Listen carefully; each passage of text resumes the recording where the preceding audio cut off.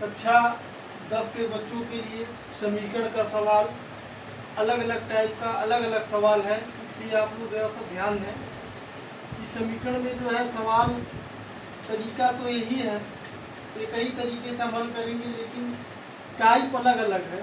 इसलिए यहाँ पर अंडर रूट वाला सवाल है कि अंडर रूट में 2x minus under root 3y equal to 0 समीकरण number 1 and under root 5x plus under root 2y equal to समीकरण नंबर 2 0 है ना। अब समीकरण नंबर 1 को हम और 2 को लिखते हैं। समीकरण 1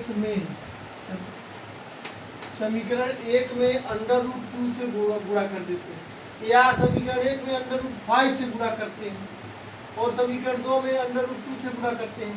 या तो अंडर रूट 2 से गुणा कर देंगे समीकरण नंबर 1 में, और अंडर रूट 3 से गुणा करेंगे समीकरण नंबर 2 में, या समीकरण नंबर 1 में अंडर रूट 5 से गुणा करेंगे और समीकरण नंबर 2 में अंडर रूट 2 से गुणा करेंगे। जो आपको आसान हो वही काम करिए। तो मुझे आसान लग रहा है कि अगर इसका हम गुणा करते हैं तो आसान है, यानी कि समीकरण 1 में अंडर रूट 2 से, समीकरण 1 में अंडर रूट 2 से, तथा समीकरण 2 में, तथा समीकरण 2 में अंडर रूट 3 से, अंडर रूट 3 से गुणा करने पर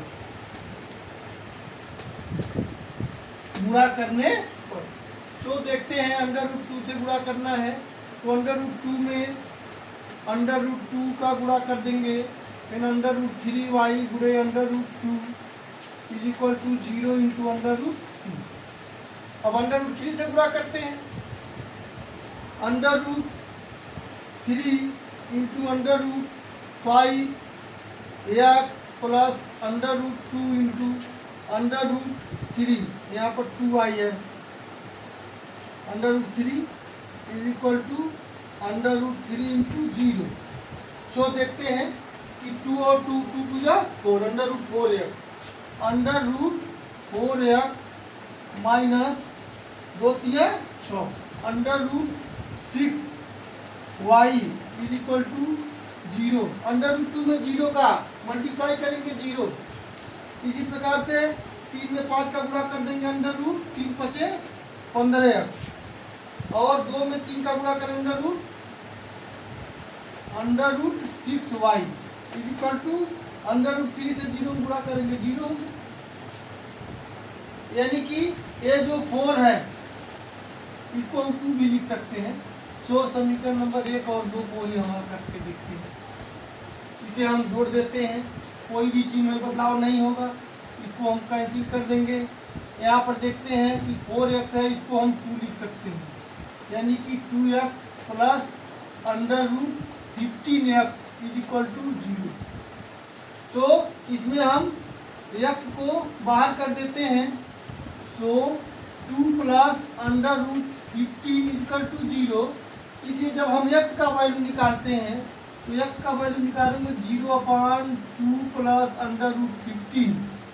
तो इससे जब हम डिवाइड करेंगे तो उसका मान 0 हो जाएगा, x का मान 0।